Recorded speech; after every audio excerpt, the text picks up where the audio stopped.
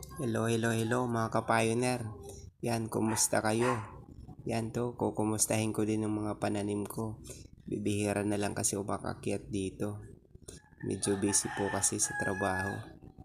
Yan po oh, meron po pala akong mga pananim pa na nabubuhay pa dito. Nakakatamad kasi umakyat kasi medyo may kataasan to. Ayan oh, kung makikita nyo, medyo maliit na lang tao. Ayan. So, balik po tayo dito sa aking mga pananim. Yan po oh.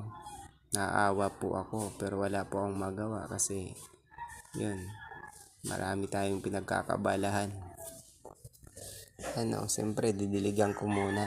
Kahit ako wala nang dilig-dilig, okay lang. Basta yung mga pananim ko madiligan lang.